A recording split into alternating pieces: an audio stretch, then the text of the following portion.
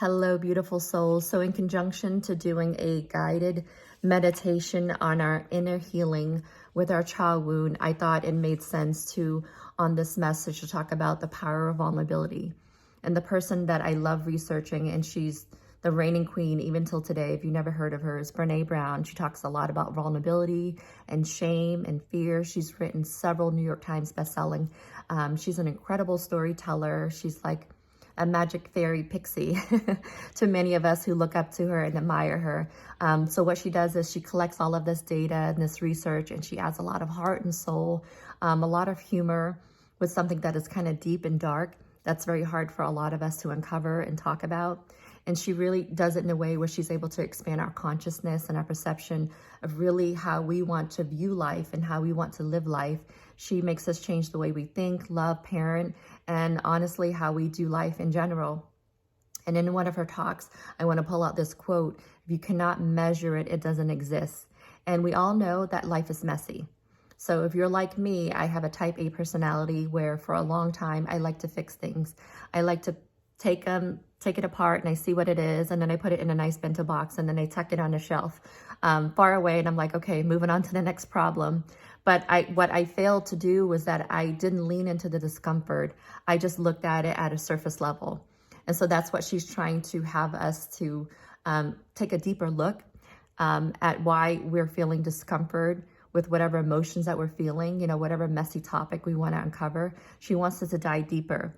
And if you've gotten one of her books, she does an incredible job at really hacking it and giving you like a layman's term and laying it out for you. So that way you can have your own self-growth, your own self-journey, your own healing journey to overcome it and learn the lessons and to be able to pass it on to others. Because that's why we're all put on this planet. And the underlining tone is that it's connection. We all want to feel connected, whether it's to our tribe, to our family dynamics, to our workplace. It's neurologically embedded in our DNA that we want to feel connected in some way. It goes way back to the caveman era. So how she's able to unravel it is that she saw one common denominator was that fear. Fear prevents us from being connected. It disengages us, and it gives, it disconnects us from our mind, body, and soul. It disconnects us from ourselves, of our worthiness and our sense of belonging. So we often say messages to ourselves. It's like our inner critic always likes to outsmart us, tells us, I am not worthy of love. I am not worthy of getting healthy. I am fat, I am skinny, I'm, not, you're not bulky enough, or I am not smart enough to invest in that business.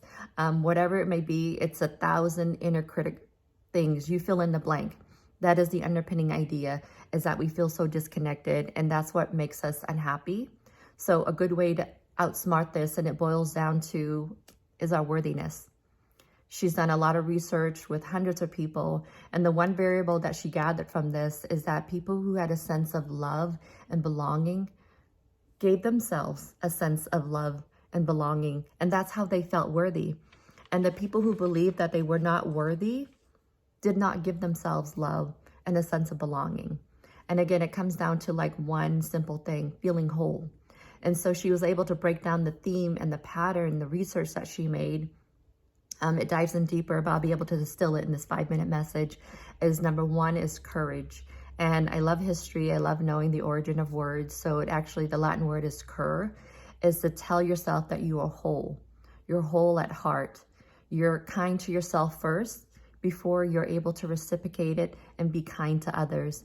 It's you owning your authenticity, letting go who you thought you were supposed to be, whatever your old belief systems. Again, it's all constructed from since we were little all the way up to we're 18. It starts at school. You're told to suppress yourself, not to raise your hand. So it's us being disconnected from ourselves. So it's learning to let go of who you thought you should be and learning to just be who you are and accepting that wholeheartedly. And so number 2 was compassion. Goes back to giving ourselves compassion first, being able to give compassion to others. And then number 3 is connection. We dived into that already. And then number 4 is vulnerability, is the willingness to take the necessary action. So for example, if you love somebody, you can tell them that you love them, without any strings attached. Full investment, knowing that there is no guarantee that they might not love you back, but being able to invest in a relationship that may not work out, And at the end of the day, that's okay. At least you did it. Sending you love and light. Mwah. Bye.